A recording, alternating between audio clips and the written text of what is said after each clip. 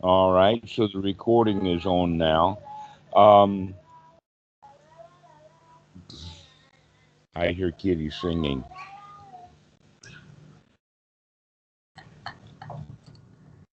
One of the things that I find kind of curious about Western uh, Buddhism is that there are certain gaps in the teachings that would be very helpful if the students know about it. And that surprisingly enough, the gaps are actually quite basic. And two examples of those, by the way, are the hindrances, and the other one is the Sambojana, or the seven factors of enlightenment, are often missed in the West. And that uh, I'll talk about the seven factors of enlightenment later, but I will say this much about it: that when when a factor becomes an enlightenment factor, the only word that is changed to make it an enlightenment factor is the word unremitting. Unremitting in the sense that we keep coming back and we coming back and we coming back. Now, if you think of it in the sense that when we become unmindful and cause ourselves suffering, it's kind of like falling down. And that many people spend their whole lives falling down, asking for someone to help them get up. That's the victim's position. All right. But for the Dhamma dude, the Dhamma practitioner, no, the unremitting part is the ability to get up, to never mind, start again, get back up and go. That's the quality of the unremitting, that just because you fell down doesn't mean a thing. Now, in the Western mindset, they see that as, oh, you have fallen down, you have failed. And that this is not the teaching of the Buddha at all. The teaching of the Buddha is not that we worry about the failure. It's the question of, can you get out of it? Can you come out? Can you stop? Can you come back? And so, in that regard, uh, the Eightfold Noble Path that we've already started. And when we start the path, it's not really noble, but it certainly does have those factors to it. Eventually, it becomes noble. And at the same time as it becoming noble, it also becomes enlightenment factors. That the first four of the Eightfold Noble Path need to be practiced immediately, right away, for the students. And then as their mind gets more noble, then the factors become noble. But as we practice more often, they also become enlightenment factors. But they become enlightenment factors in kind of a different way. So the basic one, or the number one issue, is always sati, as in remembering. That's the number one skill to be able to develop, is the ability to remember. All right. If you could think of it as like in piano practice, the number one skill that a student of piano needs to develop is the ability to remember to go practice piano. Because if they forget for a week or two, then they haven't practiced. But if they can remember to go practice the piano, then they will. Isn't that amazing? That's the key issue. The key ingredient is just to remember to do it. And when sati becomes unremitting, it becomes an enlightenment factor. Well, we already know that in fact sati is a skill that is to be developed, and is also a factor of the Eightfold Noble Path. Now, the Eightfold Noble Path is actually looked at in two different major ways. But as what happens is there's the beginner's path, and the beginner's path always starts with the concept of sila, samadhi, panya. Sila, Samadhi, Panya is the way that they talk about it. Now, Sila can be thought of in two ways. One is Sila is the rules that we teach our children. The Buddhist children will be taught the precepts. The Western children will be taught 10 Commandments or something like that. All right. And so that kind of Sila means that the person who is learning the Sila is not skilled yet well enough to figure out what Sila is, and so they have to be given guidelines, rules, etc., like that. Well, what happens when we grow up is that we keep those rules and guidelines to make things easy rather than having to figure things out for ourselves. The Buddha's teaching is, oh no, we're not going to be using those rules for very long. We're going to develop wisdom instead. Rather than living a life that's bound with rules, we're going to be living a life that's free from the rules, but we're bound to wisdom. We're bound to the Dhamma. And that's a higher goal. So, in the beginning, it starts with Sila, Samadhi, Panya. And the Samadhi then is the actual practice or the beginning student's mental capabilities. And then with that mental capability and learning the Dhamma, then something clicks. And that's Panya. All right, so in the beginner's phase, the end of the beginning is actually wisdom. And now when we have some Panya, now the whole Eightfold Noble Path turns on its head. It becomes upside down. But before I talk about the upside down part, I want to talk about it from the other aspect of Sila. And that is that there is another way of looking at Sila rather than a set of rules. A better way to look at it is in the sense of seclusion, to get away from it all. So when the student is sitting in meditation with her eyes closed and her legs folded and her hands folded and she's paying attention to the present moment, her Sila is perfect. Perfect Sila. That in fact almost all of our Sila has to do with our relationship to the outside world, which is almost always defined as a social set of conventions, voila, rites, rules, and rituals. That's how we define it. All right. We don't define, in fact, almost no one defines our relationship to the world in the sense of wisdom. We almost always define it in the sense of social conventions. Well, if we start practicing correctly, what we do is that we get completely away from the social conventions altogether, and our Sila is automatically perfect. And I thought that I would mention that because that's a major part of the path. That's why we want to get away from it all. That the Buddha had an analogy that I use called the log in the bog. Now, the log in the bog means that you've got a big log that's in a swamp. Might be partially buried or fully buried, but even if it's floating on the water, it's still completely saturated with water.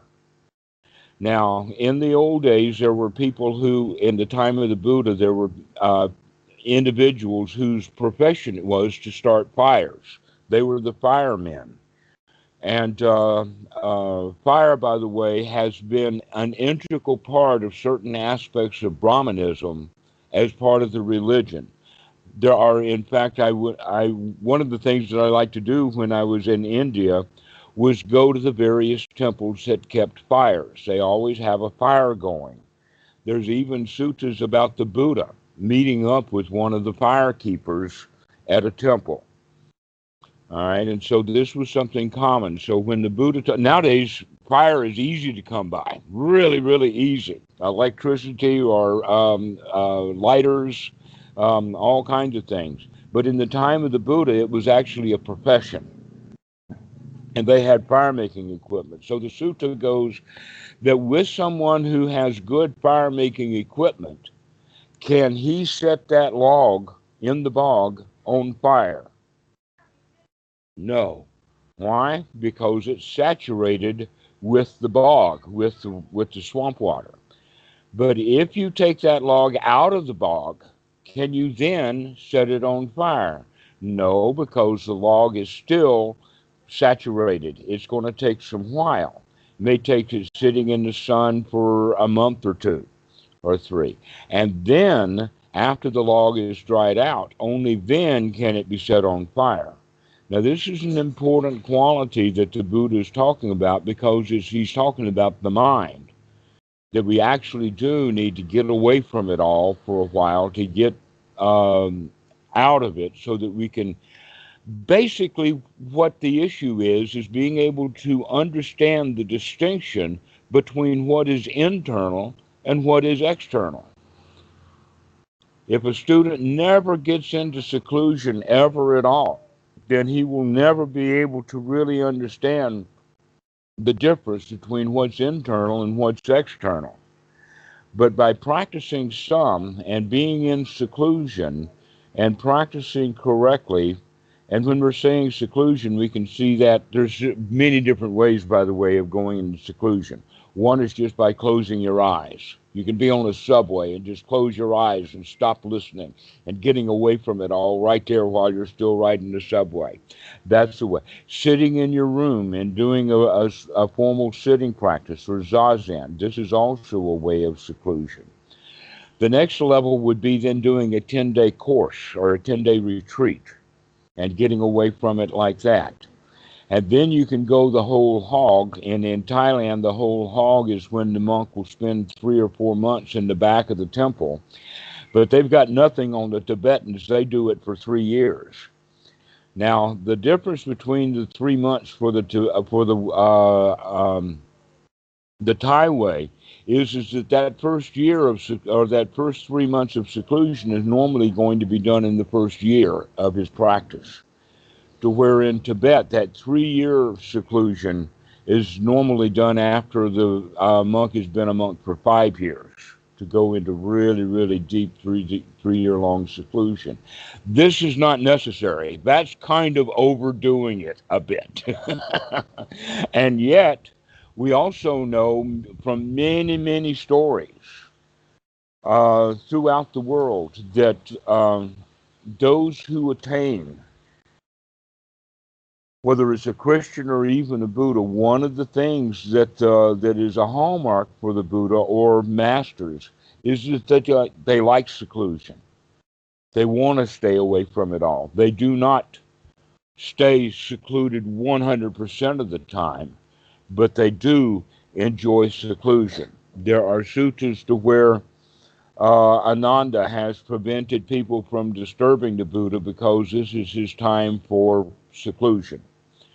Another one would be where the Buddha actually, I think that this sutta is possibly quite early, because this is a sutta where the Buddha tells Ananda that when, not his assembly of monks, but when outsiders, kings, rich people, Brahmins, sect leaders from other sects and other religions, etc., like that, or lay people that he doesn't know, whenever they come to him, his intention is to answer their questions in a way to get rid of them. This is in a sutta that the Buddha, he will deal with the kings, but he is only going to give them just a little Dhamma and out, out, out, out.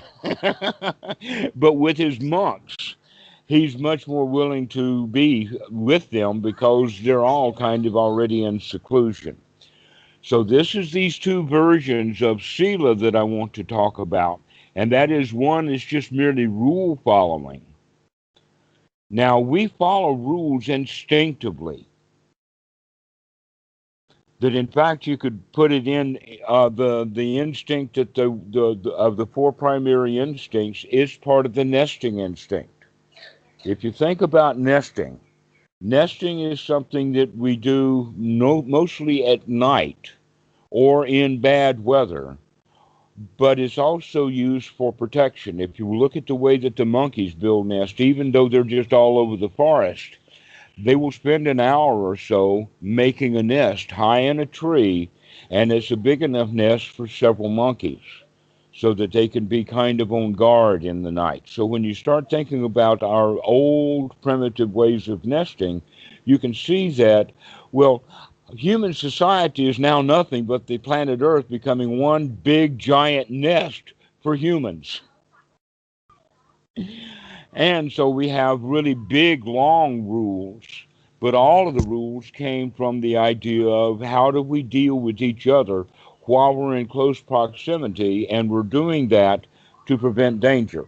Whether it's a leaf nest that we build in a tree, or whether it's a lean-to beside a big rock, or whether it's a cave or whatever, the whole idea of the nesting is that this is a safe place where we can get along together, and that normally there's an alpha male. Like with wolves, the alpha male almost always sleeps at the front of the nest, and the females will sleep in the back of the nest. And the nest that wolves have is kind of a dugout.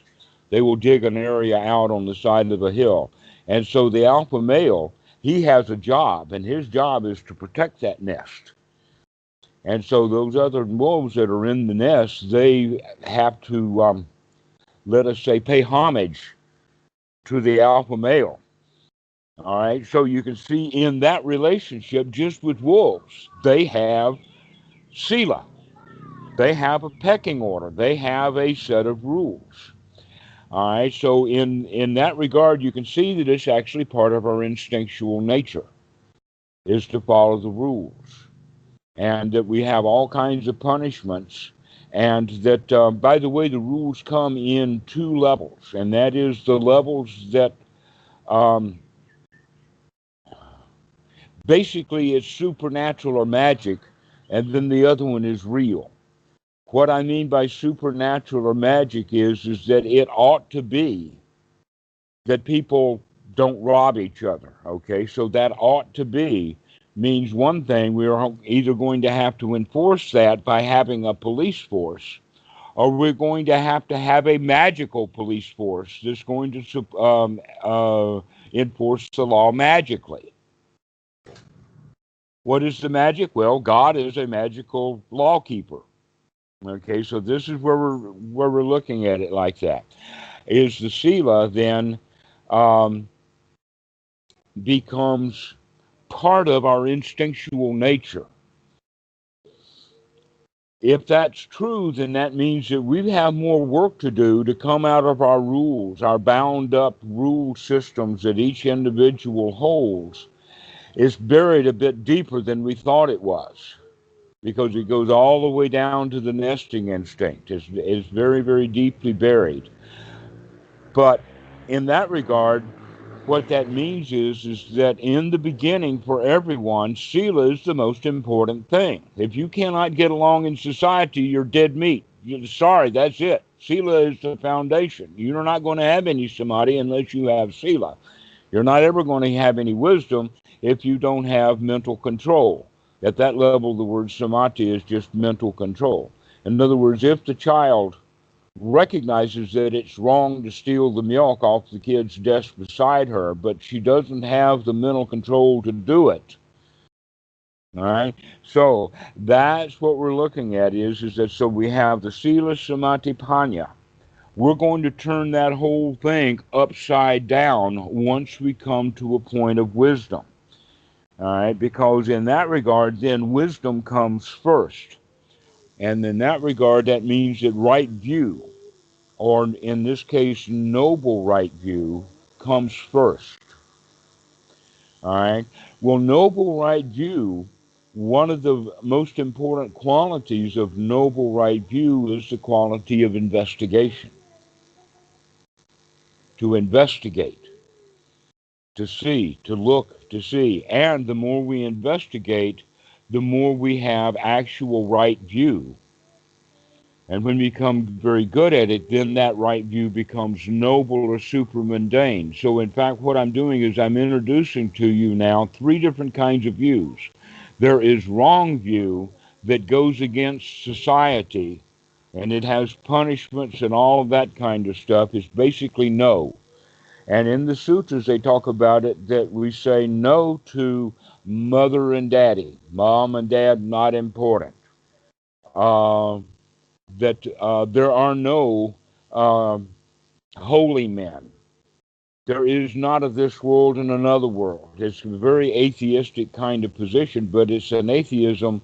In fact, the atheism in America is based on Sila. It's based upon it. In fact, the American atheist is generally more moral than the Christian is. And the part of the reason why that's true is because the Christians get their morality out of old books, to where modern society, atheist society, gets their morality from what's happening today. Okay, and that would be the relationship between men and women, the relationship between races, the relationship between, let us say, heterosexual and non-heterosexual behaviors, you see. And so the more modern society can handle that, to where the old Christian ways of looking at it makes, in fact, the standard atheism at a higher level of morality than the Christians, while the Christians are screaming at the top of their lungs, we have morality and you don't, because we got our morality from God. Where do you get your morality? The answer is, I can see. I can see. That's where I get my morality. Okay. Now, the reason I'm going through this this way is to recognize that is being able to get along in society still is a right view as opposed to a wrong view, but that right view is still subject to suffering. That even though we have a right view, that right view is still subject to clinging. We do say, yes, we do respect mom and dad. Yes, we do respect elders. Yes, we do respect holy men and other things like that. But it hasn't gotten us out of suffering. And the reason for that is because it still ripens in clinging. And in fact, both this right view and, both this wrong view and ordinary right view are built into a belief in karma, the law of karma. And the law of karma that is so well known in Hinduism is the same as the laws of karma in Christianity, except that God is a personification of the law of karma. He's the lawgiver, and then he's the law keeper. All right, to where with the law of karma, we don't know who the lawgiver is or the keeper, but we do know that this law exists, and etc., and that we build our lives around it. But the Buddha, in fact, says, oh no, there are, in fact, good actions that give good results and bad actions that give bad results. But that these good and bad actions are linked with causality, dependent origination, or the cause-effect relationship. But magical karma, or what I call the karma machine, means that the karma is going to work even without the cause-effect relationship. An example of that is women who believe that, oh, I was Cleopatra, having there's no causal connection between Cleopatra and this modern woman. And how many of them, why is it that when people have past life experiences, they always have it of a famous person in the past? Nobody says, oh, I was reincarnated. I remember I was a dog, and before that I was a worm. Nobody thinks of it like that. All right. So now what we're doing is we're looking at this cause and effect relationship is actually now right view, to be able to see how things are connected. This is what it means to for that inspection. And like sati, when sati becomes an unremitting mindfulness, unremitting, then the investigation also becomes unremitting. That's what noble right view is noble right view is unremitting investigation. And, sorry about that. Let me take the word in unremitting out of it for just a moment. Right noble view is investigation. Unremitting investigation means now it's becoming an enlightenment factor. All right, so the whole quality of these enlightenment factors. Now, the third one on that list of things with right view and sati, the next one is right effort. Right effort in the Eightfold Noble Path is best seen by the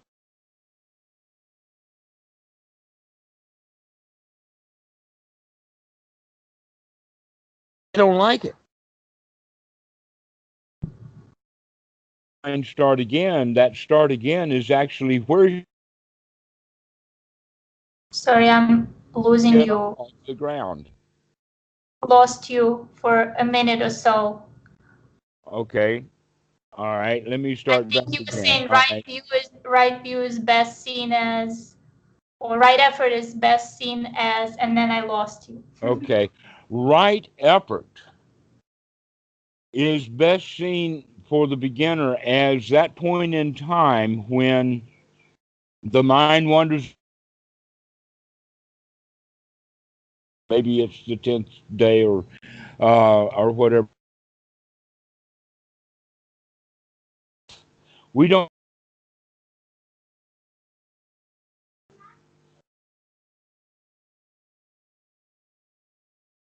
know that because the mind is stuck in hindrances. But when sati comes, that's when we recognize that the mind has wandered away from the breath. Normally, the state that is that we don't like it. We don't like it when the mind wanders away from the breath. I mean, I've got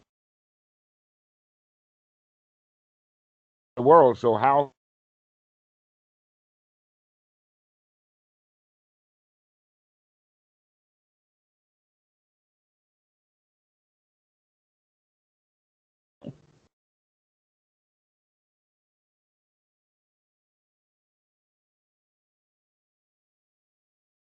There you go. Now you're back. Yeah, I know. I keep losing you. They don't want me to know about right effort. Right. So we're still talking about right effort. Exactly. The right effort then is the ability to actually start again rather than taking a moment of feeling bad about it. When the mind wanders away, nobody likes that. All right. This point in time of when the mind wanders away, never mind start again, that's going to be the number one issue for the rest of your life. Not just watching the breath and recognizing that the mind has wandered away by itself into hindrances, but that we don't like it. That's the issue, is that feeling of not liking. Because that, in fact, one of the major qualities of your practice is to learn how you feel so that you can begin then to control how you feel. But in the beginning, all we know is the mind has wandered away and I don't like that at all. Which means now that the mind is going to stay stuck in hindrances. And in fact, one of the hindrances going to come up now is doubt. Oh, this is so hard. Oh, I thought meditation would be easy and it's not. Maybe I'm not following the directions properly. Or maybe this is not a good teacher. Or maybe this or maybe that, etc., like that. But they're looking for excuses. They're still in um, victim mode. Still a victim. And so we have to make that effort to change that attitude from a loser's attitude into a winner's attitude. All right. Now, when that effort becomes unremitting, it's no longer an effort. Now it's called energy. We've gotten used to it. We've gotten used to when the mind wanders away, never mind, start again. And so now we don't call it effort. Effort is in the beginning, but right noble effort actually, when it's unremitting, becomes energetic. Aha, I caught you. I see you. I see you, mind. You wandered away, and I'm so happy. Come back, come back, come back. Okay. So, what I have just demonstrated to you is what we would call then the fourth item on the list is right attitude. The attitude of a winner. The attitude is changed from the attitude of a victim, oh, poor me, I fell down, into the attitude of hopping up happily. That we can't stop from falling. You're going to fall down for the rest of your life. The question is, can you hop up happily, or are you going to lay there saying, poor me? That's actually the number one change that needs to be done. And so, bye-bye. And so in that regard, the four of the seven factors of enlightenment, the first four of them are also the first most important items on the Eightfold Noble Path. But when they become unremitting, they become enlightenment factors. That's an important point. So you have the Eightfold Noble Path at the beginner's level, the Eightfold Noble Path at the noble level, and then you have the Eightfold Noble Path at the unremitting level. And this is the way that we're progressing.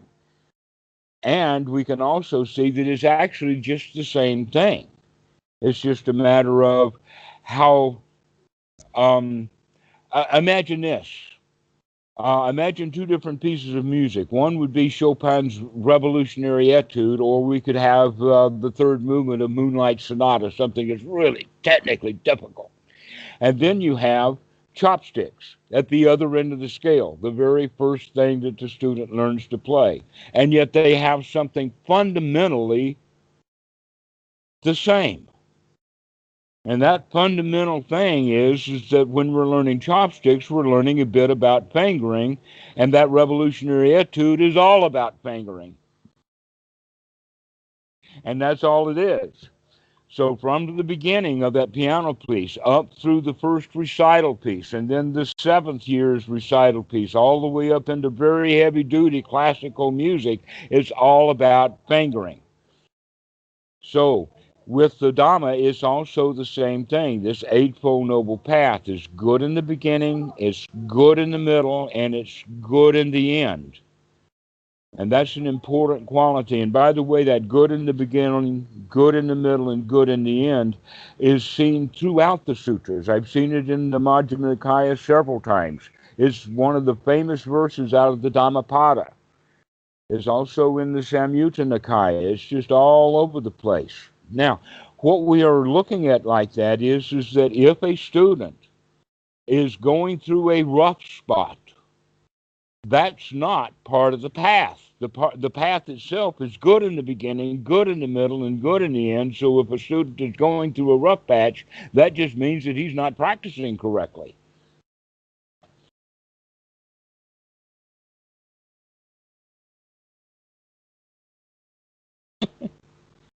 Whenever you frozen again. Yeah, some turbulence.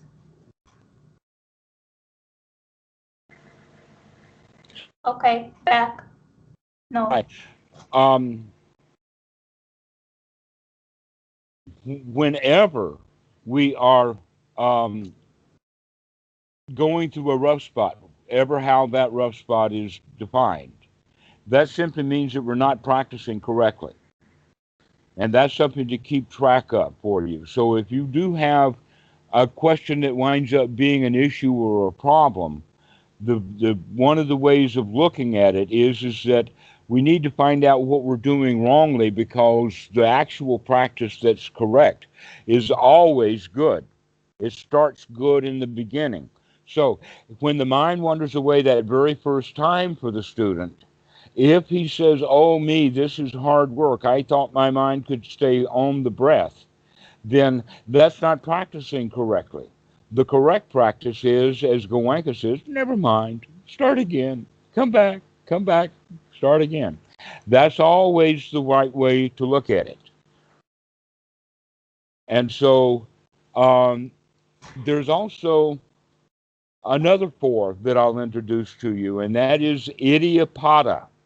The word idi or idiya is used in Hinduism and in the Buddhist religion as magical powers.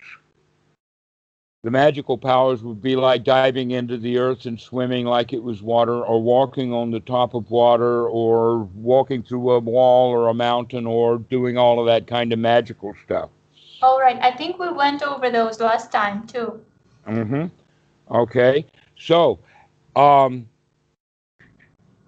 the Idiyapada then, when it has four aspects, but the aspects, and that's what we mean by pada, or the foundations, or the four footings of power, are in fact these same four that we've talked about before: right view, right mindfulness, right effort, and right attitude.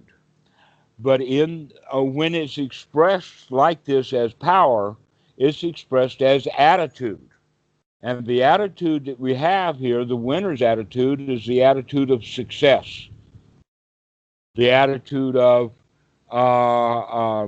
satisfaction, the attitude of security, the attitude of safety, the attitude that everything is good now. That's basically it. Satiation is another word. I like the word contentment also. In fact, the word contentment kind of builds all of those things together. And so this is actually, according to the Buddha, that's the power of being satisfied, the power of being contented. Now, let me ask you this. How many people in New York right now do you think are in a state of satisfaction? Not many. And yet, look how hard they're working trying to get satisfaction and not finding it. And the reason for that is because they're generally looking at the outside world for it rather than looking for it on the inside. And so that's why the inside and the outside are so important, to be able to understand this is not me. This is something that I heard, but it is not me. This is something that I learned, but it is not me. And in fact, what happens with that investigation of who am I basically is the investigation of what is me and what is not me.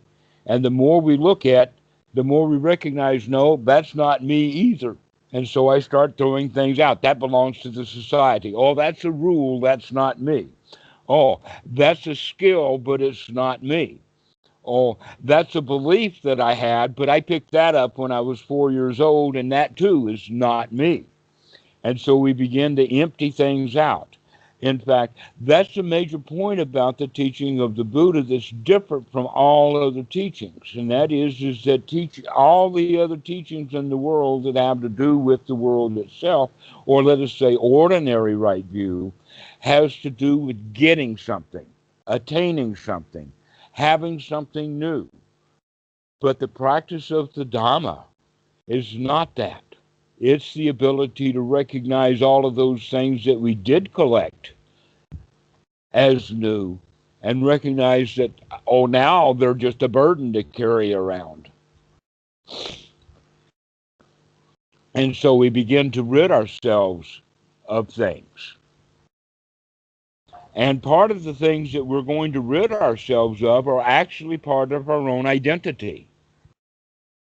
How we identify with things. You're not in New York, but you're not New York. You're not a Republican. You're not a Democrat. You're not an American. About the best thing that you can call or actually label is, one, you're female, and two, you're human. And we can't go much beyond that as far as identity. We know that that's who you are, but that's all you are. Everything else is not you. It's really liberating to think about it like that I'm not what I thought I was. And sometimes people don't like that when they recognize that they're not who they thought they were. Because basically, What defines us as who we are is our hindrances. That's what we use as definition for who we are. But once we start looking with Dhamma eye to do the investigation, part of the investigation is saying, that's not me. The body is not me. This is well-known old literature. Even Jesus knew that when he talked about you can't change your stature. You cannot change anything about your body.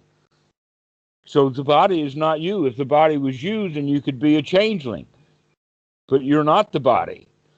A lot of people don't like that. And in fact, you can look at how many industries or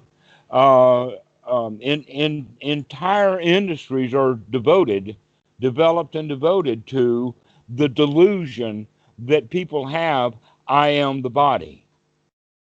All right?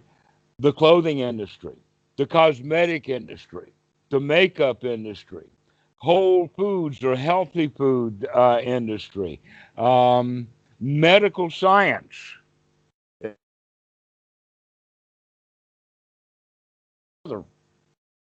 All the sports has to do with the identification, I am the body. And when the body is able to throw that goal, then I am the winner. To where no, the body was trained and then it was able to do the training, and now the outcome of the game is that this one was trained that way and he won. But it wasn't the he that won, it was just the circumstances, okay? Once we recognize that, we begin to see that. I'll introduce this to you. Have you ever heard of the concept of free will? I just know that there is a debate whether there is free will or not. Exactly. Do you know what that debate is all about? That you can dig to that level where you will actually find out whether there is or not. Actually, it originally got started over the concept of sin. And why can people sin? Why do people behave badly? And the answer is because they have the free will to do so. But it's gotten philosophically messed up. And the atheists and the Christians will get into it. Now, the thing that's very interesting is the atheists have taken, especially with those like Sam Harris, have taken the position that there is no free will because we are biologically already programmed. He's not looking at something, and because of that, he's saying, well, if there is no God to give free will, then there is no free will. Well, the reality of the situation is, and unfortunately, if you get into this discussion, you can throw the clinker in like this. There is no such thing as free will, but there is such a thing as will. And the best way to talk about it is that will is expensive. It's expensive will. It's not free. What is the expense of the will? The expense is right noble view, right noble mindfulness, and most importantly, right noble effort. That's the will, giving us right noble attitude.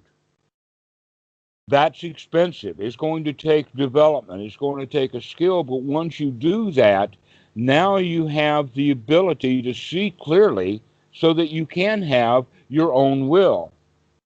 So long as you're operating instinctually, you're operating by an old program and you do not have any free will. But will can be developed. And so this is the right way to look at it, all right? So when you're developing will, it's not free because it has to be developed. There's an expense to it. But we happily pay that price because it's a skill to be developed. And I never thought about it until this way, and that is that this whole idea of will or free will or not free will is really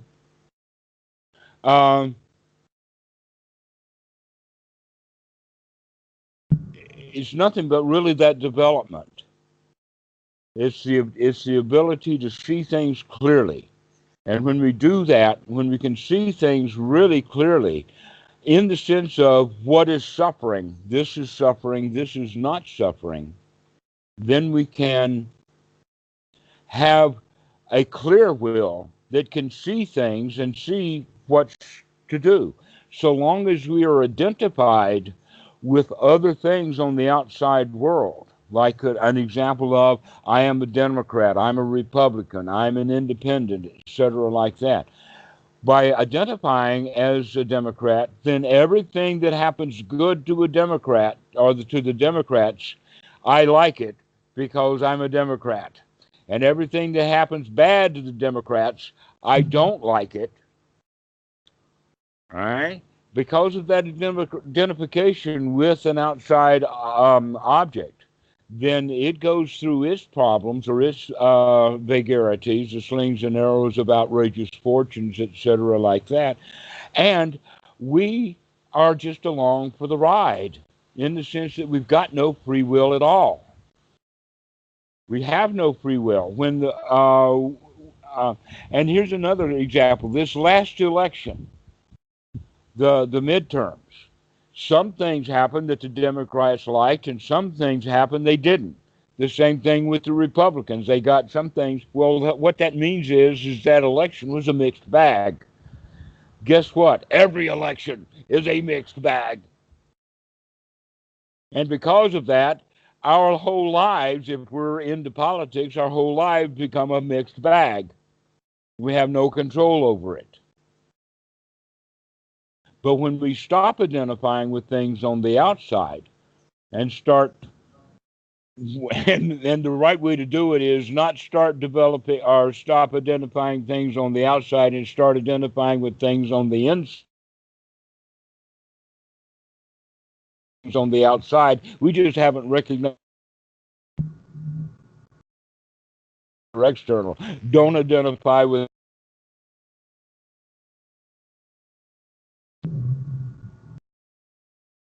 Lost you for a minute. Yeah, don't identify with what's on the inside, because what's on the inside is actually just probably a mistake, that it actually belongs on the outside and we haven't seen that yet. So the right way to do it is to not identify with anything. I am not this, I am not that.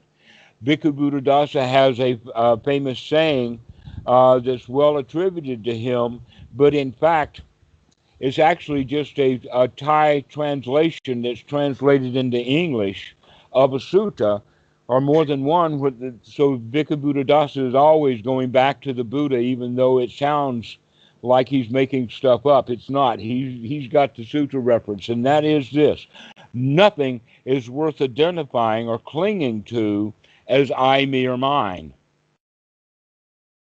So we can see the Democrats, but don't identify with them. They're not me. They're not mine.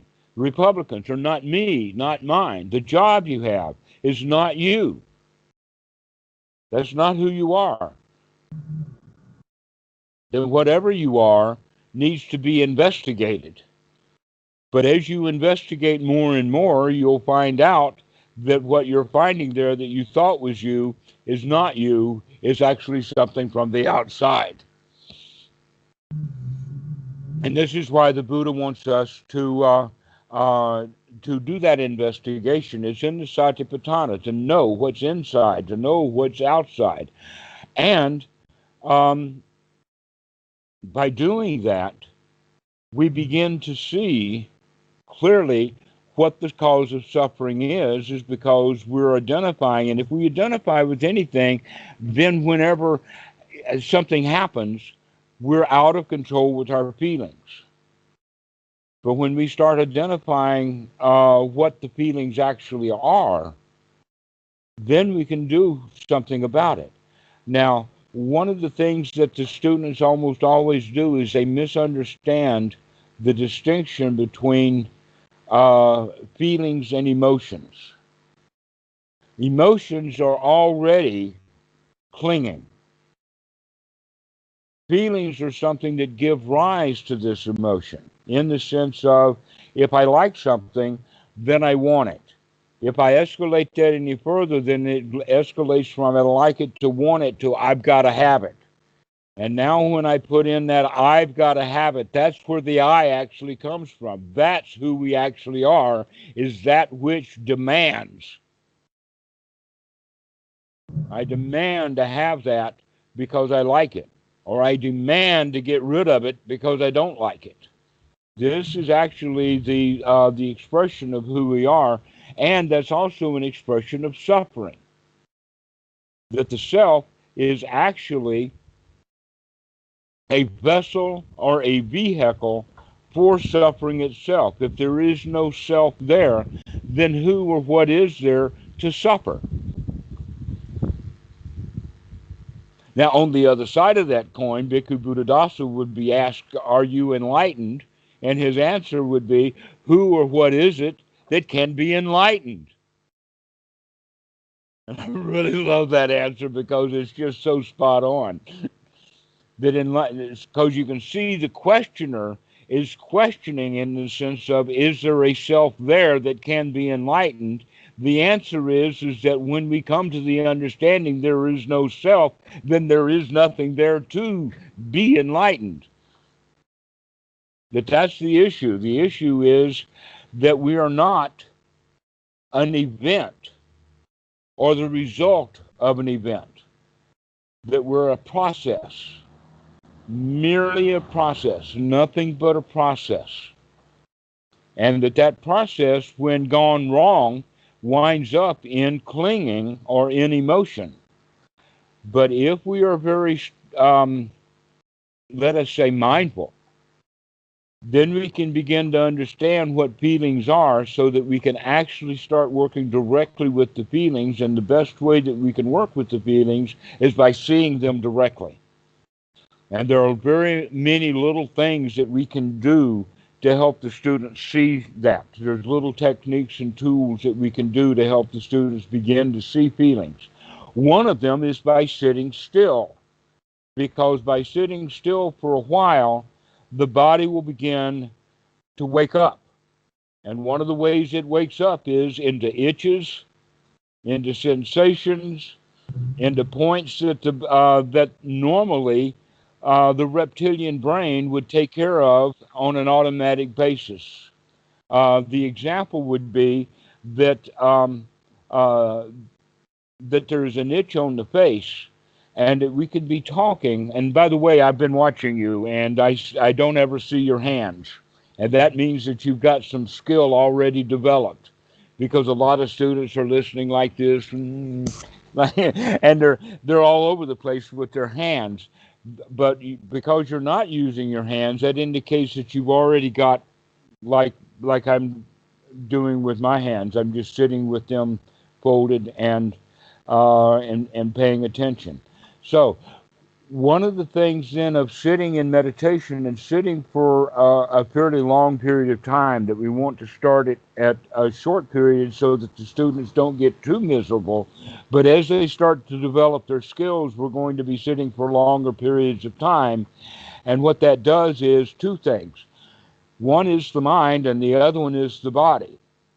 The mind will become restless. It'll get tired. This is hard work. We're putting in effort, and that effort is actually like going to a gym and working out. We don't want to work out too much. If we work out too much, we'll be really sore the next day and miserable. If we don't work out enough, we're not making any progress. So we need to find a sweet spot, both for meditation and for gym work, weightlifting. And so we need to get the mind to the point to where it begins to get tired, but we also want to sit long enough so that the body begins to wake up to the itches, the scratches, the sensations. We're paying, actually by watching the breath, we're already paying attention to the body, and that's what's helping it wake up.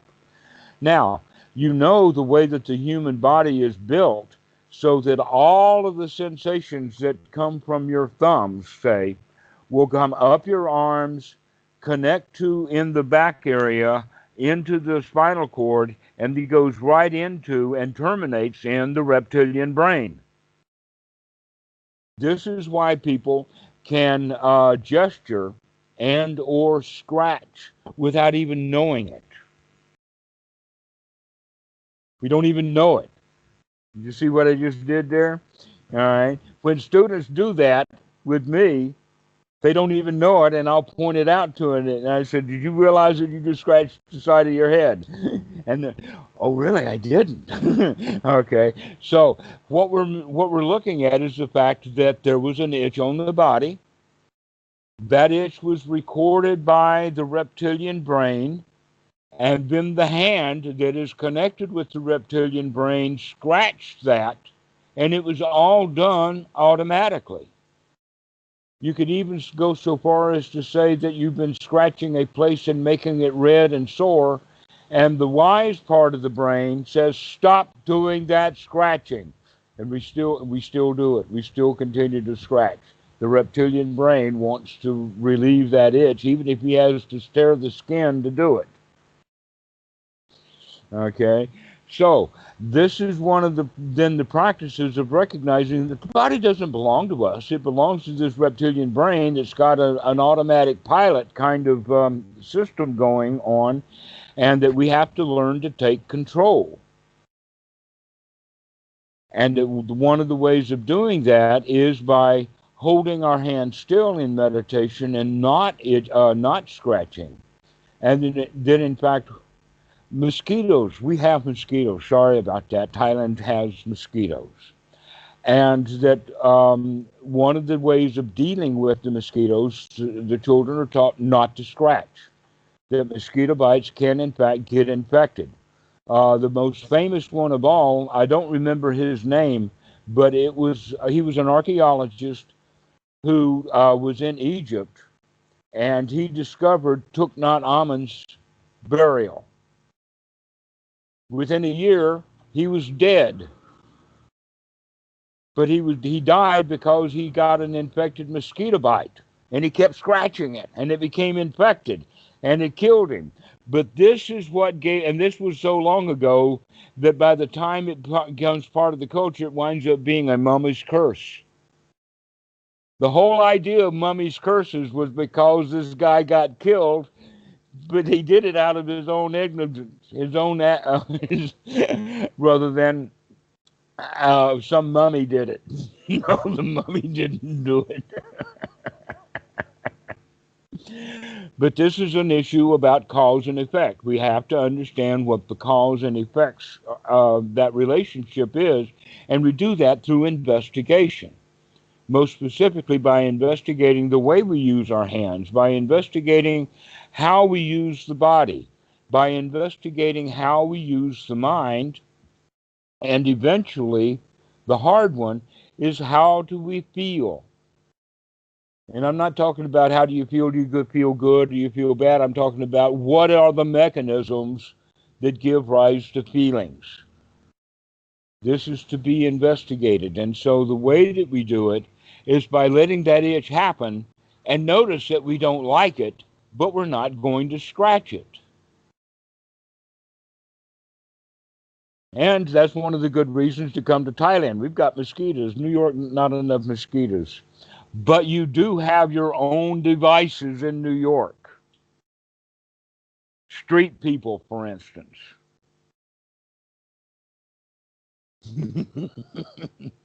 I was looking for a reaction from that one. What the analogous thing would be how people just get very annoyed just walking on the street. They would say, "Oh, these tourists, they're walking so slow," or, things as you walk. Those would be the mosquitoes. Exactly so. Exactly. And so as we progress together, I will have assignments for the street for you. But right now, in the beginning, your assignment is to start noticing the things about the body that you don't like, and start paying attention to the fact that you actually do like it. I actually do like that mosquito bite. Why do I like it? Because I'm tough, I'm strong, I'm a lion. I am so good and so powerful and strong that I can resist scratching that mosquito bite. The other thing, if you pay attention to any discomfort in the body, it usually dissolves and it's almost kind of pleasant. So, Exactly. That's what we're looking for with that right attitude is begin to change the things that people don't like into things that they do like. And by doing so, you're beginning to take control of your feelings. And I've got many, many examples of this that we'll talk about in the future. But the one that I'll use now is a screaming kid. That mothers especially don't like screaming kids, especially in public. Now the biological aspect of that is that if a child is screaming, then he's in pain, he's suffering, and mom's job is to prevent that pain and suffering. But when the kid gets 4, 5, or 6 years old, their suffering is manufactured because of control. Kids get angry because they want to get their way, right? And that's when mom gets angry back at the kid and starts yelling at the kid because of sympathetic vibrations. That when the kid's angry, mom gets angry, everybody in the house gets angry, all right? But you don't have to get angry if you are mindful of the way you feel and you hear the kid, you can take a few deep breaths and then you can find out a different way to behave with the kid. One of the ways of behaving with the kid is by teasing the kid. That's one of the things that we do with Kitty. Is the Thai word for it is moho, angry. In fact, it's the same word as in the Pali of moba, which is loba moba dosa. Is so moho is the word in Thai that's come out of the Pali for being angry. And so when I say ha ha ha ha, Kitty's angry, Kitty moho, then she'll be a little bit more angry, but she recognizes she's gotten caught. And then 10, 15 seconds, she's out of it. So we can actually, and I'll be giving you tools over time to recognize that if you do, in fact, have the skill to not get caught up in someone else's suffering, now you have the responsibility to help that person come out of their suffering. This is where the Dhamma is most valuable. Is if you've got the presence of mind to come out, to not get caught into someone else's suffering, now we begin to have the responsibility of helping them out of their suffering also. This is, we'll talk about that more because this is a skill that you don't have yet developed, but you've already had to deal with situations like this, and so they'll come up for you, and you can begin to reflect upon what I've said and say, oh yeah, I don't have to behave the way that I've behaved in the past because I'm beginning to get some what we would call presence of mind. I'm present. I'm here now. I'm not stuck in my old ways of doing things. Now, in fact, there is a portion of the brain, there's actually several that I would talk about. One would be the mammalian brain that the monkeys have, that's where our language comes from. But there is also a hippocampus that stores things in a certain way, and then there's the cerebellum, which is the real storage area. And what the cerebellum stores is how to feel. So if someone has post-traumatic stress disorder, that stress is stored in the cerebellum. It's in the back of the brain. It's part of the reptilian system. And so what I'm showing out to you now is how we feel is almost always habitual. We feel the way we feel because we felt that way before, all the way back into childhood. And that the way that we're going to get out of feeling the way that we feel now is by seeing the way that we feel now in this present moment. Only then will we have a chance to make a change to it. And so this is how these four things work together the four things of right sati, samasati, mindfulness, right view, right effort, and right attitude. The attitude comes out of right effort. Right effort comes out of right view, and right view comes out of right mindfulness. And they work together. In fact, the Buddha talks about the right view, right mindfulness, and right effort run and circle around each other, that they become one. And then when we add the fourth one of right attitude, then we add that to the mix. That right attitude is formed through the circling and the operation of right view, right effort, and right mindfulness. And so you can see that these four things that we're talking about are there as part of the Sambhojana, as part of the Eightfold Noble Path, it's part of our powers. These are just various ways of looking at the same thing. And that when we do this ignorantly, then a self will be formed. But when we do them wisely, there is no self. And so the next topic time that we talk together, what we'll do is we'll talk about the Satipatthana that we've been talking about, the body, the feelings, the mind, and the mind objects, and how the hindrances are the objects of the mind that are based in old memories, old habits, or whatever. The next time we talk, we'll be talking about the five aggregates. Now, the five aggregates are, in fact, these four foundations of mindfulness, but we're looking at it from a different perspective. And the perspective that we're looking at in this way is that I am not the body. I am not feelings. I am not the mind. I am not my memory system. I am not the way I process things.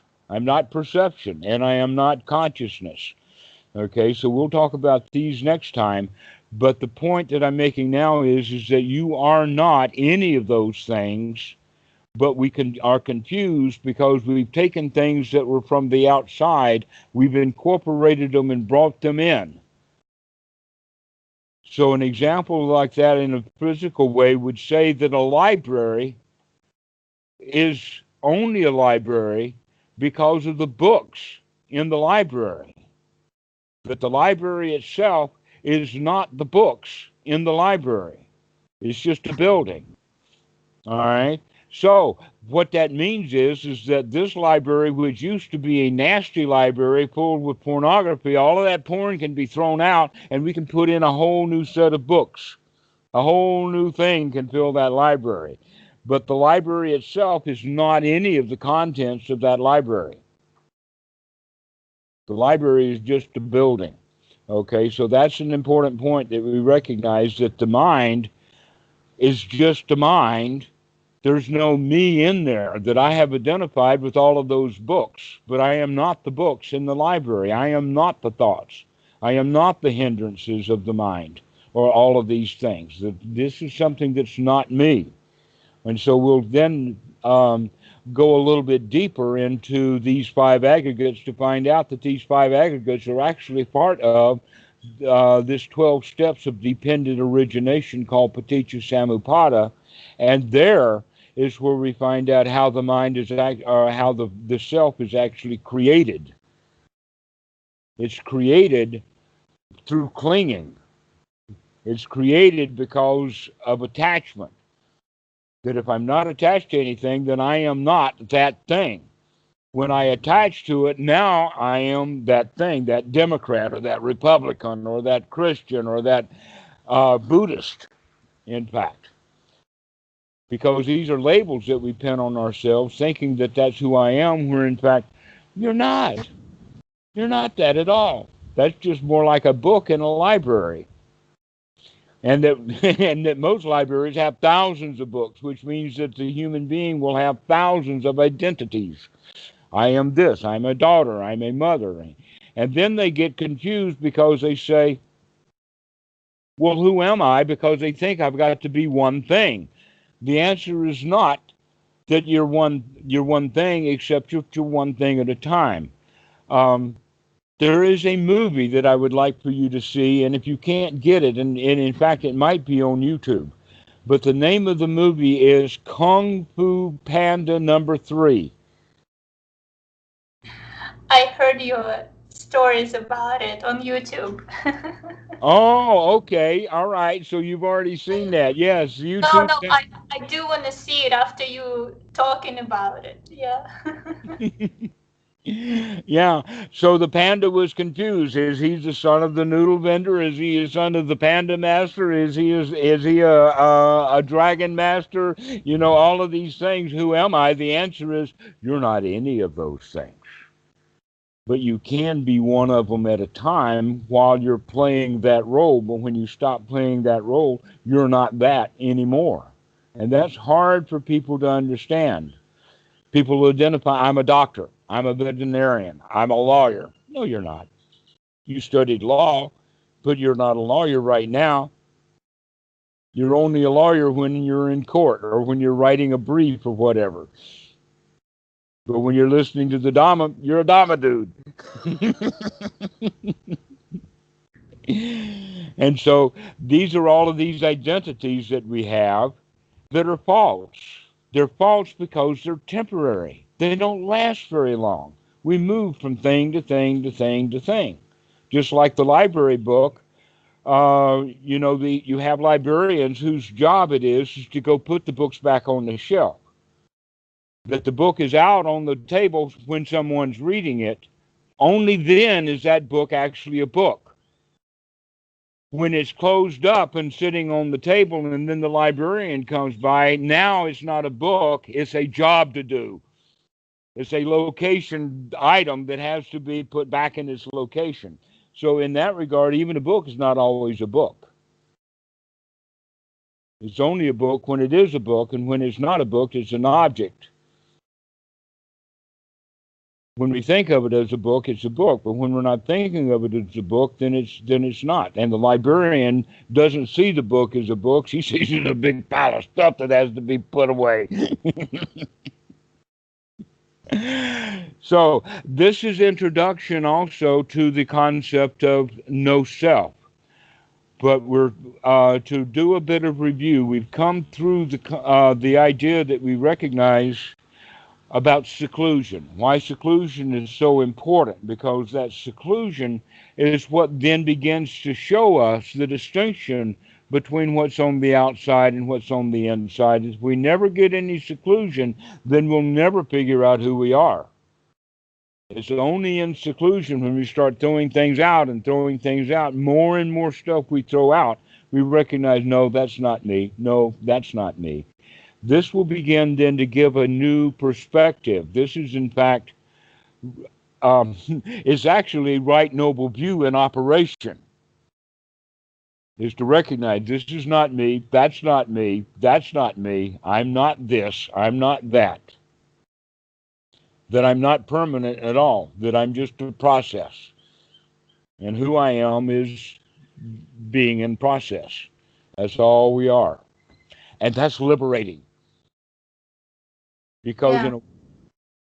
in a way, all of the stuff that is not me means that if I want it to be me, then it's a burden for me to carry. And that we're really, really well burdened down, but our society is such that it teaches you that you should want more and more. More and more degrees, more and more money, more and more property, more and more and more. But the Buddha says, oh no, the more you have, the more you suffer. The more we identify with, the more we suffer. And so we start throwing things out. It's a take out the garbage practice. And we learn what's worth keeping through seclusion. That's why seclusion is so valuable, is because that's what we know of what I am when I'm secluded from everything that I am not.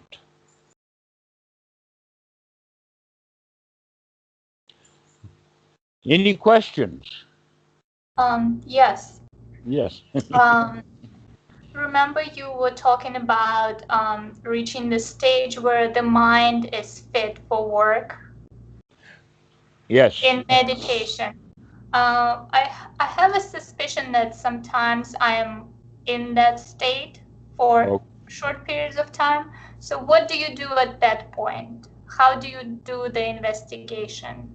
All right. One of the things that have I talked about reading to you about the connection between being able to read. Yes, yes, Okay. the jhana. So, all right. So now, whenever you're reading, know whether you can actually read it or not.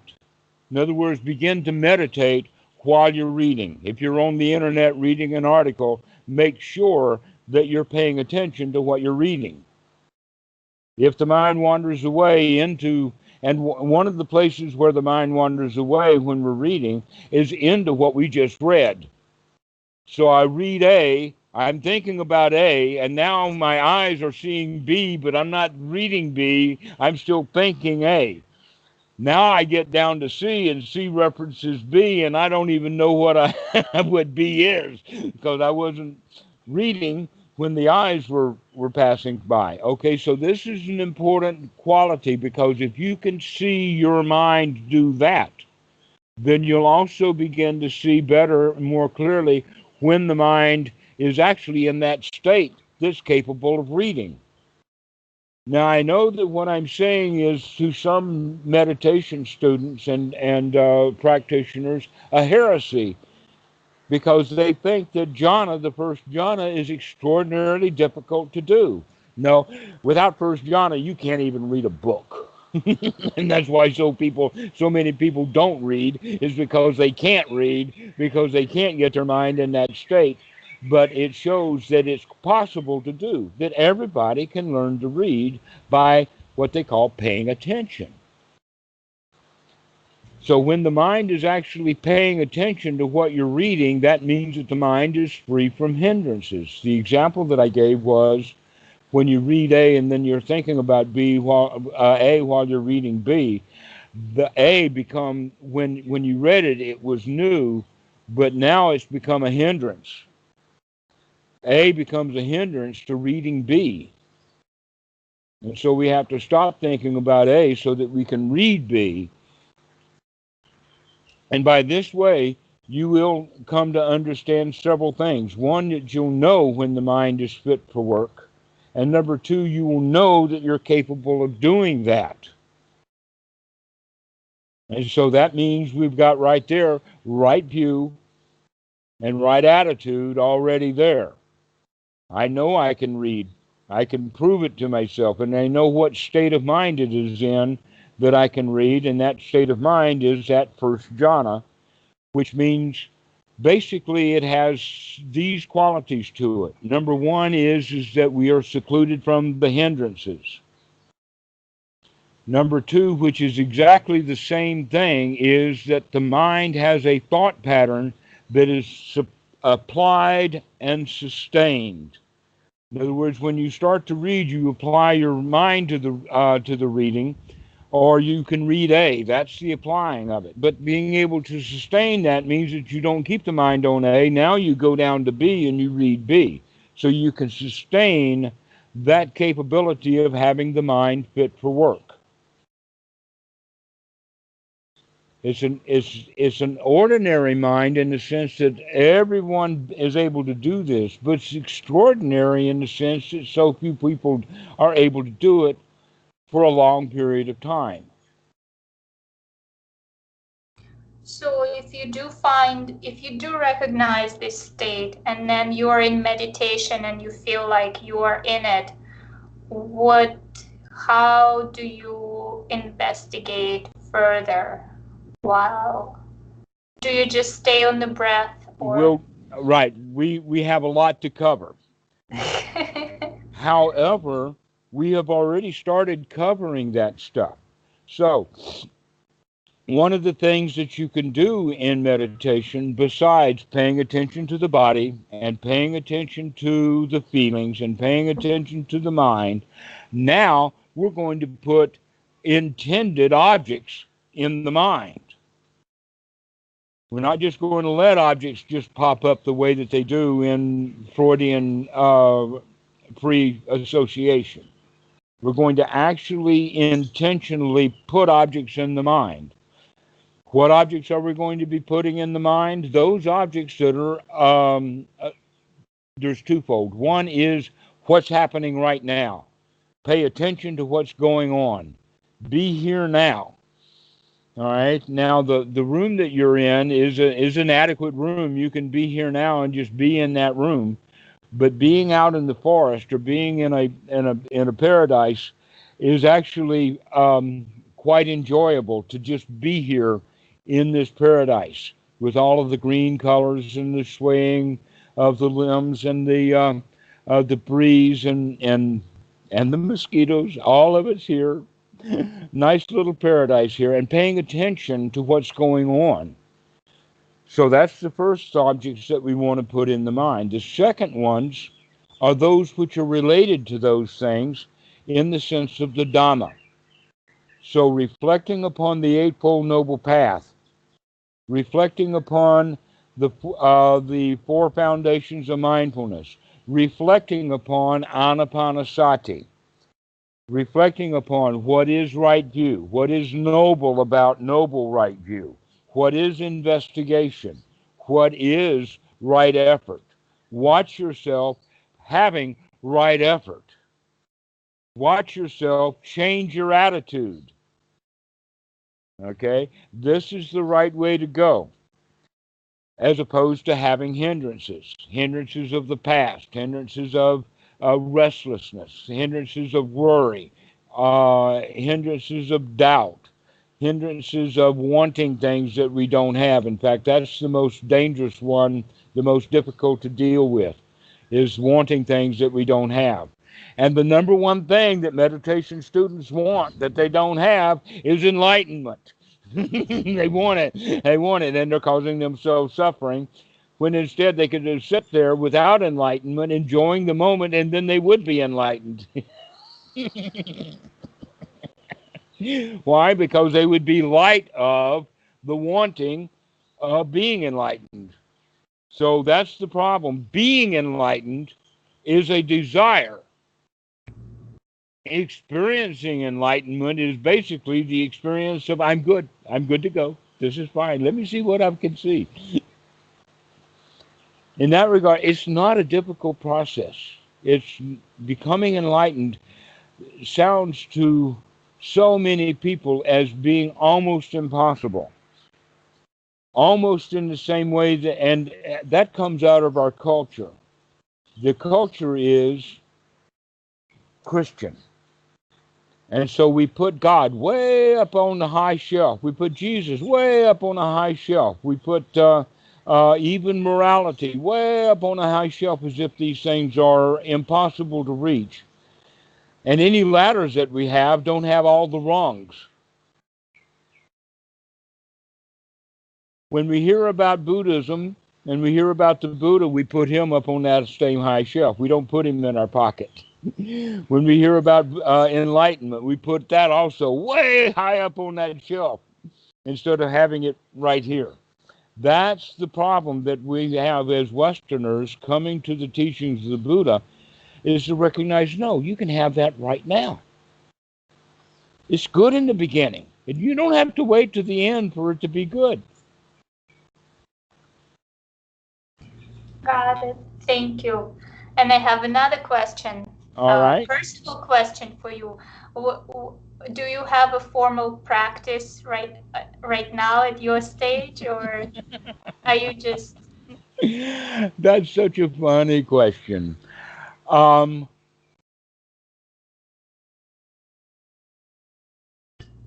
do not have a formal sitting place or a sitting posture or a sitting time or any of those tools that students would use to help develop their practice. Okay? Here's a question that I can ask instead. Can a piano player successfully play the piano without a piano? The answer is yes, he can. If he's practiced that piece well enough, he can do it. I mean, he's got all the movements. I can play. I don't need the piano anymore. The piano was something for the practice, especially when the intention is not to practice or to play the piano, but to play. And I think that I mentioned to you the three qualities of practice, performance, and play. That most musicians only make it to the level of performance, but some musicians make it beyond the performance into the play. Satchmo is my favorite example. Do you know Louis Armstrong? Yes. Okay. He's someone who graduated out of a performer. He in his later life, he was no longer a performer. He didn't have to practice. He just get up on stage and enjoy himself. And people loved that about him. Okay. So that's what we're looking at is when does practice no longer have the quality of practice is when we no longer have the expectation of gaining something from it, but rather we do it because it's merely enjoyable. We like it. And I do that probably 15 or 20 times while we've been on talking to each other, just taking that deep breath and be here now and look at the, just come and be here now on a regular basis. Unremitting, keep coming back to that present moment. In that regard, it's not a chore. It's not a drudgery. It's not a practice. It's no longer even a performance. It's now Leela. It's play. To be here now is playful. And the Buddha actually gave himself that name. That's an important quality for all of the students of the Buddha to recognize. The Buddha did not call himself Buddha. He referred to himself as Tathata, Tathagata. Do you know what the word Tathagata means? Or Tathata? The word Tathata is translated as thusness or suchness, but it's an indication of thisness or this, be here now, the whole totality of thusness.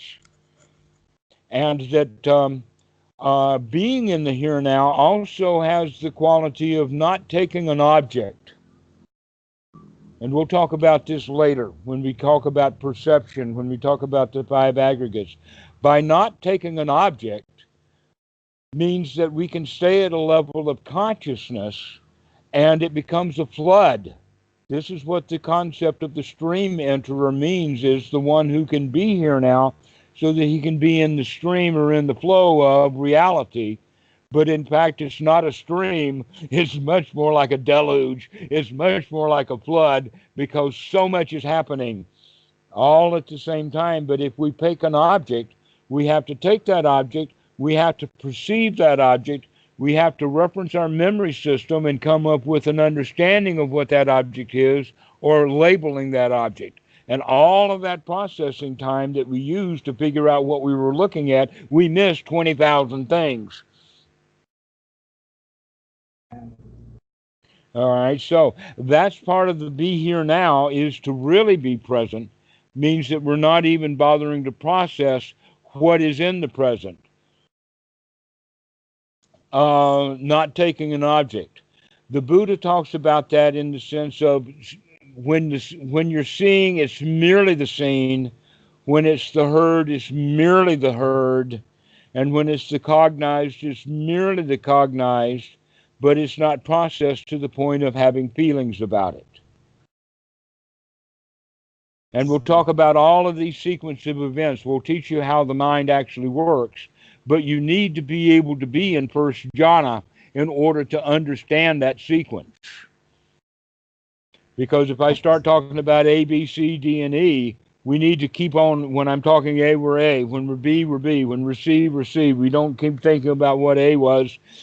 We need to figure that out so that we can move on. All right, and so, and in that sense, the teachings of the Buddha are layered. There's one layer after another, and each layer gets a little bit more complicated. And so that's why we need a mind fit for work. So when we get down to the complexity of it, we can say, got it. I got that one too. All right. And so we'll proceed on into how the mind works. Yes. Okay. Now, I'll do this much. I'll give you this. We start with the Four Noble Truths. From the Four Noble Truths, we are actually what we start with at the top of the pyramid is dukkha, dukkha nirodha. That's the whole teaching of the Buddha wrapped up there. All right, the next layer down is the Four Noble Truths. The next layer down is focusing in specifically, which we haven't done yet, is on that second Noble Truth. From the second Noble Truth, we go down a little bit deeper, and that's where we meet the Satipatthana. We have been talking about the Satipatthana. We'll fix how they fit together later. From the Satipatthana, we go down to the level of the five aggregates. From the five aggregates, we go down the next level, all the way down to Paticca Samuppada, which has the five aggregates, but it shows how the whole mind works. Once you understand how the mind works, then you'll recognize, oh, I truly am free from self. Because I see how the darn thing's manufactured. That it doesn't exist in and of itself, but it is clinging. And when there is clinging, there's a clinger. All right, and so this is how we go down one level at a time. The reason that I'm answering it this way was your question is, what is it that's worth thinking about? Because hindrances, the past, the future, what I want, who am I? In fact, who am I is a hindrance for most people until they learn how to ask the question. And the question is not, who am I? The real question is, what am I not? All right. And so that's what we want to have as objects of the mind that are worth having, can be summed up as Dhamma. Keep your mind focused on the Dhamma at whatever level that you're at, because it's complicated, but there is a structure, and the structure, you understand that it all fits right back together again. And the way of thinking of it is like a jigsaw puzzle. All right, and that all you have in the beginning is a whole bunch of pieces and a picture. But by looking and comparing the two pieces together, etc., like that, we slowly begin to put the puzzle together until the puzzle actually reflects that which was the original image that was on the front of the box. That's the way that we're going to work with the Dhamma. And the first thing we have to do is inspect all of the pieces. Once you inspect all the pieces, putting them together becomes fairly easy to do. It only took me about 25 years. Hopefully I can show you how to do it so it won't take you quite so long. And okay. so you begin to see that the Dhamma is actually very small. It's very tight. It can be said down to I can give you some one-liners. Don't worry, be happy. That's the whole Dhamma. Dukkha, dukkha nirodha, that's the whole Dhamma. Never mind, start again. The whole Dhamma is wrapped up in those four words. So it's very easy for you to look at it like that. So the answer to that question would be at whatever level that you want to, whether it's at the very deep level or whether it's some place in that structure in between, the answer is always what's worthy of thinking about is the Dhamma. That's what's worthy. And that there's many different aspects of it, so it's not just like keeping your mind focused on dukkha nirodha, dukkha nirodha, dukkha nirodha, dukkha nirodha, but rather it's how does suffering happen? What is the cause of suffering? Oh, my feelings are the cause of suffering. That's what it's all about. Because I can't control my feelings. If I could control my feelings, I would have a wonderful life. In that regard, that's what the second noble truth is. If you look at the second noble truth, moha, lobha, dosa, means that we want things, or we want to get rid of things, and the ignorance associated with that, in the sense of ignorance about, do I want to get rid of it or not? I'm not even sure. Or the ignorance about, well, what is suffering? Or who am I? And all of those other things. And so that second noble truth of ignorance, greed, and ill will is really the secret. That's why we break that down into Anapanasati, into the four foundations of mindfulness, into the five aggregates, all the way down to the 12 steps of Paticca Samuppada, are nothing but this second noble truth, the cause of suffering. And so any place along that path that you're thinking about the right thing. When you're thinking about Aunt Susie, when you're thinking about what happened in your childhood, when you're thinking about Donald Trump, or anything like that, then you're not thinking about things that are wholesome, helpful, and valuable. Go ahead. You've got one more question. Oh, I was going to say it almost makes challenges exciting because you want to investigate them from this point of view. And without those challenges, there is not much to investigate. And so I feel a lot of curiosity and Excellent. very willing to. Excellent. You can see the relationship between doubt and curiosity. Without doubt, there is no curiosity, but if doubt is only doubt, then it is painful. It's a struggle. But when we add joy, then it becomes an investigation. So the doubt itself, or not knowing, is a suffering, but when it turns into, I want to know, I want to find out, I want to investigate, then it becomes curiosity, and curiosity is that investigation. That is right view. I'm really glad that you're telling me you're picking up on that.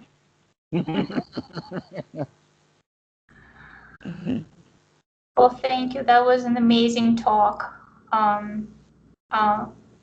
It's almost, the pointing out instructions in Tibetan Buddhism in Dzogchen.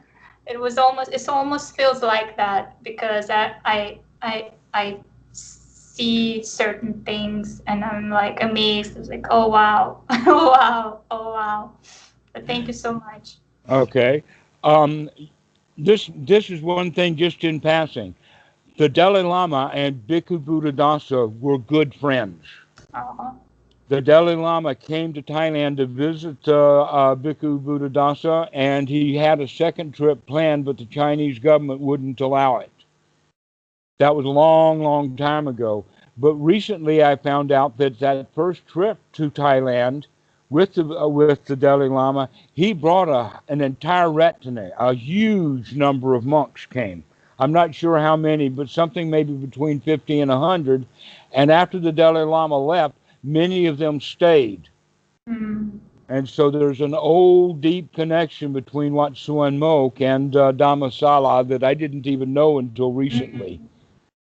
Also with Goenka, I've read that Goenka taught a course for Tibetan monks per Dalai Lama's request, because he wanted to see how his teaching works.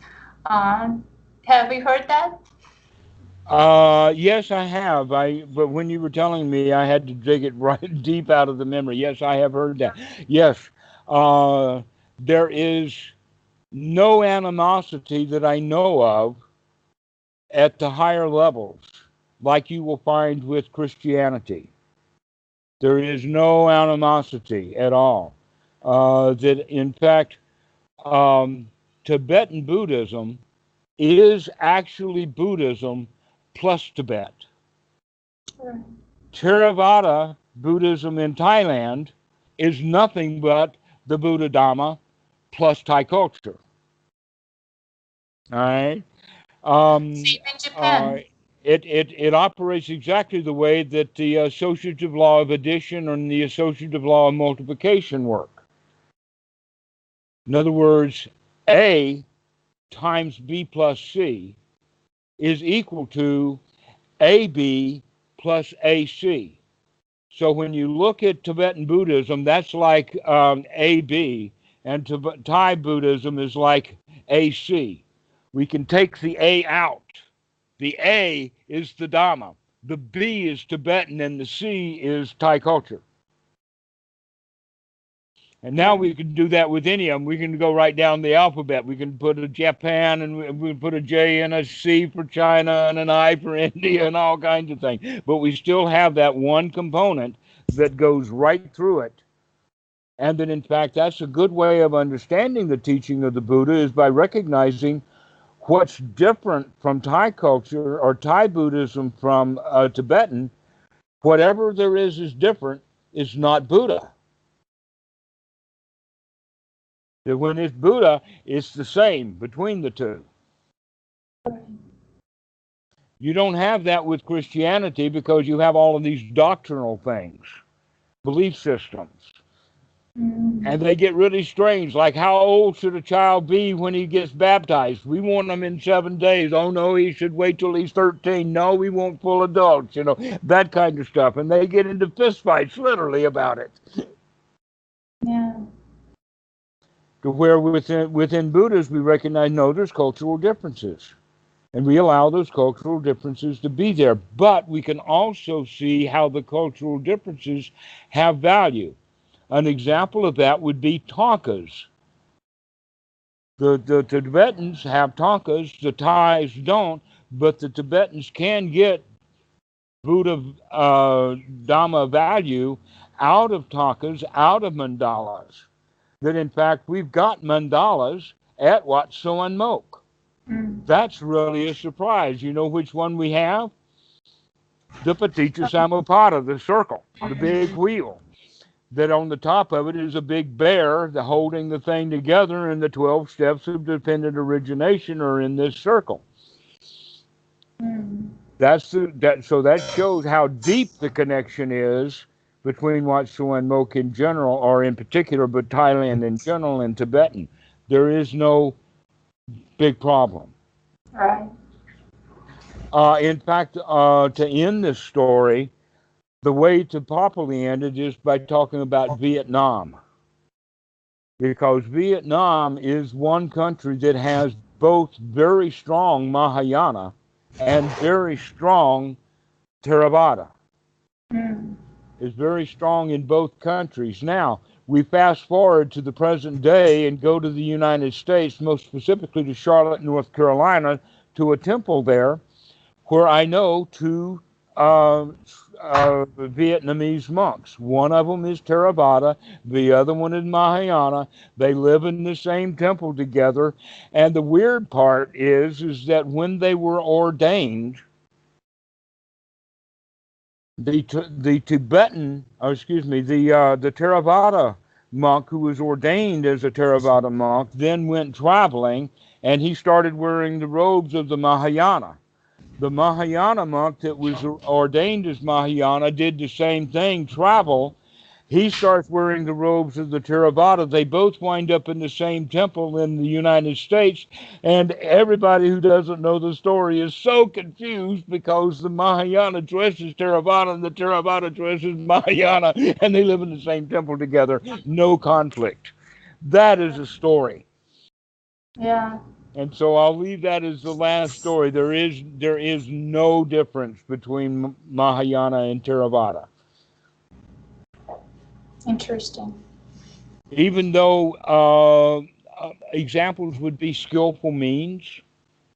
When we use skill, in fact, the Pali word for skillful means that the Mahayanas are so big on, that's the word bhavana, or development. And I talk about skill development a lot. Another one is emptiness, or sunyata. The Mahayanas are really big into sunyata, but guess what? They got it out of the suttas. It's there in the Theravada also. There are no doctrinal differences between Thai and Mahayana. There's just not. All the differences and all the distinctions will wind up being cultural and or confusions. What do you think about the concept of bodhisattva if that's something that was added on. It is precisely the same in Theravada and Mahayana. There are reasons, and I would say that the reasons would be teachers, that arahats don't make good teachers because they're literally gone beyond. I mean, it's up to you now, kid. Go away, don't bother me. You know, that's kind of the arahat way. But the bodhisattva way, or up to the level of anagami, they make the very best teachers because they're still involved with the Dhamma. Sotapans make really, really excellent teachers because they teach what they're doing. Unfortunately, most of the teachers haven't made it to that level. They're not noble yet. They fully don't understand. They're still half with one foot in the world and one foot in the Buddha Dhamma. They haven't made that full transition yet. But hey, we still need those teachers because there's not enough noble teachers to go around. And so we do not say they should stop teaching. Oh no, let them teach. I would rather their students be with them than here. Only so much time. So that concept of the bodhisattva is very much alive and well within the understanding of the Theravada. And also the Buddha in the sutras referred to himself as a bodhisattva. When I was still an unenlightened bodhisattva, is the words that he uses. So the bodhisattva is not full arahat. The bodhisattva is just a regular Dhamma dude. Probably quite noble, but he hasn't made the final transition. The final transition is the guy who really wants the seclusion. He really wants to be, I don't want students. I'm having too much fun without them. Thank you very much. They bring all of their troubles. But one who has not gotten to that place yet, the Sotapan, the Anagami, the Bodhisattva, they make really excellent teachers, and they know it, and they see that obligation. The Dhamma is very important, and it needs to be taught. It needs to be taught openly. We have to put up, and we put up with the teacher, with the students happily. Well, thank you for doing this. All right, so that's another one that I talked about, skill development, and we talked about sunyata or sunyata, and you also talked about bodhisattva. Those are three distinctions that you'll find in Mahayana and Theravada until you dig a little bit deeper, and you'll see, oh no, it's in both of them. There's no distinction there. Even Zen, I really love Zen. In fact, though I was trained in Goju Rai, which is Okinawan martial arts that has a lot of Buddha Dhamma in it, the one that I most appreciate is archery. Zen and the art of archery, because it's all form. Everything has to do with this present moment, this instant. All of the form. Do I draw the bow right? Do I hold it out? Do I let it fly correctly? Hitting the target is not so important. And in fact, in Japan, in the archery, they have exhibitions. They have demonstrations, but they don't have challenges. They don't come out with winners and losers.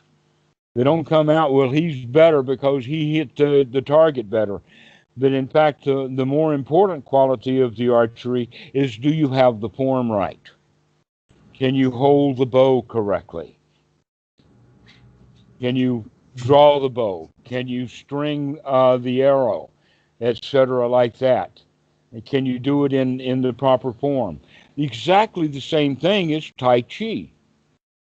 This is exactly the same thing as Tai Chi, is the art, is Zen and the art of archery, except that it's done with archery instead of with, you know, that in fact that the Tai Chi itself developed out of Kung Fu. and that the katas of the thing that there's a mirror. But if you go into karate, you find out that there's a lot of different katas. There's beginning, more advanced.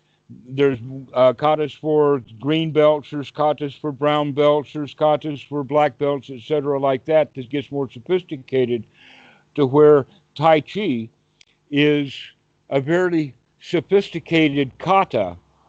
Now, what I mean by a kata, you see katas, some of them are very spectacular in a movie, where you'll find two guys fighting with each other for a long period of time and no one ever wins, right?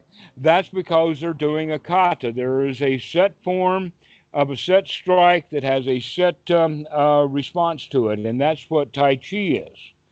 But real Goju Rai means that, no, what I really want to do is I want to hit that guy only one time. And if I hit him right, if I've got my thing right, then I don't have to hit him anymore. That's real martial arts. But modern martial arts is all kata work. It's all demonstration. It's all fighting to where it looks like in a movie scene that they're killing each other. But they're not at all. It's much more like WWE. In fact, you could say that WWE is all kata development by Western wrestlers, rather than, So when he picks up that metal chair and hits the other guy, he knows exactly what he's doing. The other guy knows exactly what they're doing, and neither one of them gets hurt. Right. But it's all done for demonstration. Okay, so this is what we're actually looking at. If you take all of that martial arts stuff and bring it back to the practice of the sitting meditation, you recognize, it's the same thing. It's exactly the same thing as body, learning about the body.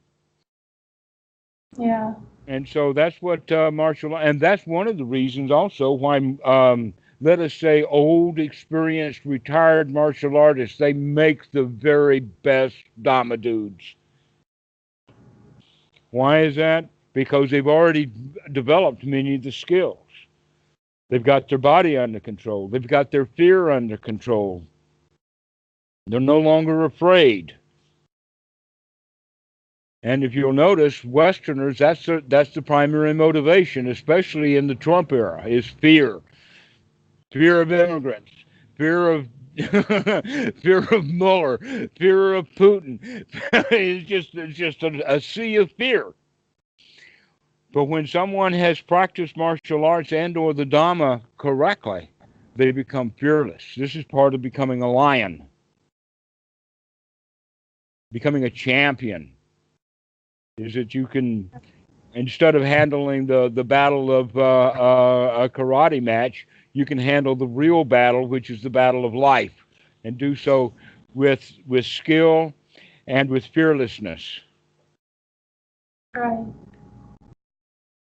And so in that way, you can see all of this Asian stuff is so interconnected. Even the samurai sword, that's all body meditation. Even the Zazen posture, which we'll get onto at a later time. But the real Zazen posture, you've seen the Zazen stools that Zen meditation students have with their the area between the knee down through the foot, down through the toes is all flat on the floor. And then the bench is put above the knees, and then the practitioner will sit on that bench, right? Real Zazen, take the bench out and sit on your knees. That's a hard, I think that one is a little more difficult. It was a little more difficult for me to develop that than even the lotus posture. Mm. But that Zen posture was developed and designed to stand up very fast, so that as the left hand is pushing the sword out with the thumb and the right hand is grabbing it, and by the way, that force of the thumb pushing that sword out is actually launching the sword into the air. It's not just moving it an inch. It moves it a couple of feet. It's coming right out of the scabbard with that first initial push. As the swordsman's grabbing that sword, he's already got his raising himself into the air. So as he's drawing the sword up like this, he's already standing vertical. This happens within a second, but it takes years to train to do that. All body. It's all in the body. So that's why Buddhism always starts with the body, with the breathing. It's a body meditation to learn how to deal with the body, to learn how to deal. And I recognize that when I'm describing these things, that I'm using my body to do it. When I'm talking about pushing the sword out with the left thumb, the thumb is out there pushing that sword out. And I hit the foot like this on the floor when I was talking about putting that left foot on the ground. And so it's built right in. I've had just enough of that kind of training to know that it's training. It's over and over again. Ich, ni, sat, chi. Those are the Japanese words for the numbers as you're going through each of the movements, whether it's or those kind of movements are all built in, and you do them over and over and over and over again until you get them absolutely correctly. Well, doing that requires you to be in the present moment. You can't train that without doing that. And so, but I tend to use music as an example. But martial arts is even a better example of Dhamma.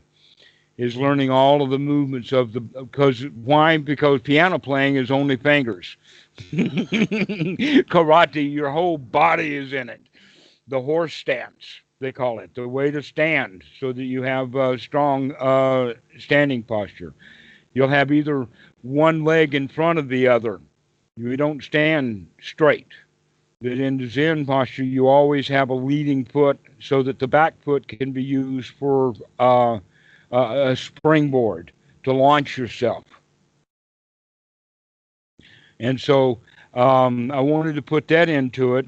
It's not just Tibetan with their tonkas. Their tonka work is exactly the same kind of work that the bowman has in archery. Exactly the same skills that need to develop for the launching of the sword as you're standing up, for the samurai sword work.